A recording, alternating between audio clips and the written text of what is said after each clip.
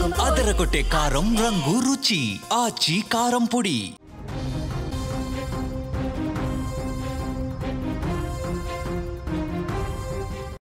రాష్ట్ర వ్యాప్తంగా తీవ్ర ఉత్కంఠ రేపిన జూబ్లీహిల్స్ శాసనసభ నియోజకవర్గ ఉప ఎన్నిక ఫలితం కాంగ్రెస్ పార్టీ ఒక సరికొత్త జోష్ తీసుకొచ్చింది. నవీన్ యాదవ్ ఘన విజయంతో కాంగ్రెస్ అభ్యర్థి నవీన్ యాదవ్ అద్భుతమైనటువంటి విజయంతో కాంగ్రెస్ పార్టీ కార్యకర్తలు పండగ చేసుకుంటా ఉన్నారు. కాంగ్రెస్ జెండాను రెపరెపలాడించారు. గతంలో 2 సార్లు ఎమ్మెల్యేగా పోటీ చేసి ఓటమి పాలైన నవీన్ యాదవ్కు ఈసారి విజయం మామూలు విజయం కాదు. ఒక తిరుగులేని మెజార్టీతో 25,000 ఓట్ల మెజార్టీతో నవీన్ యాదవ్ని ఆశీర్వదించారు జూబ్లీహిల్స్ నియోజకవర్గ ప్రజలు. తెలంగాణ రాష్ట్రం వచ్చిన తర్వాత 2014 అసెంబ్లీ ఎన్నికల్లో మజ్లిస్ తరఫున పోటీ చేసి ఓడిపోయారు. 41,656 ఓట్లు సాధించి 2వ స్థానంతో సరిపెట్టుకున్నారు. 2018లో అసెంబ్లీ ఎన్నికల్లో స్వతంత్ర అభ్యర్థిగా పోటీ చేశారు. కానీ కేవలం 18,817 ఓట్లతో సరిపెట్టుకున్నారు. ఇక 2023 అసెంబ్లీ ఎన్నికల ముందు కాంగ్రెస్ పార్టీలో జాయిన్ అయ్యారు నవీన్ యాదవ్. కానీ పార్టీ టికెట్ ఇవ్వలేదు. ఇటీవల సిట్టింగ్ బీఆర్ఎస్ ఎమ్మెల్యే మాగంటి గోపీనాథ్ మృతితో ఉప ఎన్నిక అనివార్యమైంది. ఇప్పుడు కాంగ్రెస్ ప్రభుత్వంపై ఉన్నటువంటి సానుకూలత, స్థానికంగా ఆయన చేసినటువంటి కృషి, యువత మద్దతు ఇవన్నీ కూడా కలిసి వచ్చాయి. 3వ ప్రయత్నంలో విజయం సాధించి శాసనసభలో అడుగు పెట్టబోతున్నారు నవీన్ యాదవ్. యువ నాయకుడు, స్థానిక వ్యక్తి అయినటువంటి నవీన్ యాదవ్కు అధికారం కట్టబెట్టడం ద్వారా జూబ్లీహిల్స్ నియోజకవర్గ ప్రజలు ఆయనకు ఒక అద్భుతమైనటువంటి గుర్తుండిపోయే విజయాన్ని అందించారనటంలో ఏమాత్రం సందేహం లేదు. ఈ ఉప ఎన్నిక ఫలితం జూబ్లీహిల్స్లో సుదీర్ఘకాలంగా పాతుకుపోయిన మాగంటి కుటుంబానికి ఒక గట్టి షాక్ తగిలిందని చెప్పాలి. మాగంటి గోపీనాథ్ ఈ స్థానం నుంచి హ్యాట్రిక్ విజయాలు సాధించారు. ఆయన మరణం తర్వాత ఈ ఉప ఎన్నిక బీఆర్ఎస్ తరఫున పోటీ చేసినటువంటి వారి భార్య సునీత ఓటమి చవిచూశారు.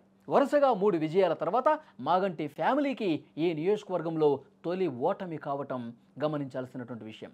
ముఖ్యమంత్రి రేవంత్ రెడ్డి నాయకత్వంలో కాంగ్రెస్ పార్టీ సాధించిన విజయాల పరంపరలో జూబ్లీహిల్స్ గెలుపు ఒక మైలురాయిగా నిలవబోతోంది.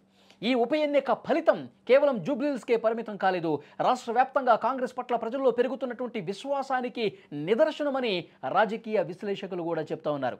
నవీన్ యాదవ్ గెలుపు ఉత్సాహంతో ఆయన మాట్లాడుతున్నటువంటి దృశ్యాలు కూడా మీరు స్క్రీన్ మీద చూడొచ్చు. ఇది ప్రజల విజయం, పార్టీ మీద పెట్టుకున్నటువంటి నమ్మకం, ఈ ప్రభుత్వం మీద పెట్టుకున్నటువంటి విశ్వాసానికి నిదర్శనమని నవీన్ యాదవ్ చెప్తా ఉన్నారు. ప్రతి రౌండ్లో కూడా ఆయన కౌంటింగ్ స్టార్ట్ కావడానికి ముందే చెప్పారు, భారీ మెజార్టీ మనకి రాగబోతోంది, నాకు ఆ నమ్మకం ఉంది, ప్రజలు నా పట్ల నమ్మకం చూపించారు. నేను ప్రచారంలో తిరిగినటువంటి ప్రతి ఇంటి దగ్గర కూడా ప్రతి ఒక్క వ్యక్తి కూడా జూబ్లీహిల్స్ నియోజకవర్గంలో ప్రతి ఒక్క ఓటరు కూడా నా ఆత్మవిశ్వాసంతో చూశారు.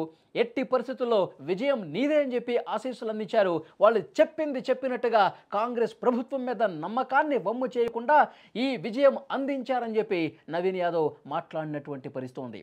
మొత్తానికి తొలి విజయం నవీన్ యాదవ్లో ఒక కొత్త జోష్ని తీసుకొచ్చిందంటలో ఏమాత్రం డౌట్ లేదు.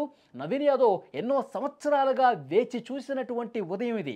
2009 నుంచి మొదలుపెట్టుకుని 2014, 2018, అంతకుముందు 2015 కార్పొరేటర్గా పోటీ చేసిన ఓడిపోయారు. తర్వాత 2023 సంవత్సరంలో ఆయన పోటీ చేయకుండా అజారుద్దీన్ అక్కడ పోటీ చేశారు. కానీ అజారుద్దీన్ కూడా గెలవనటువంటి పరిస్థితి ఉంది.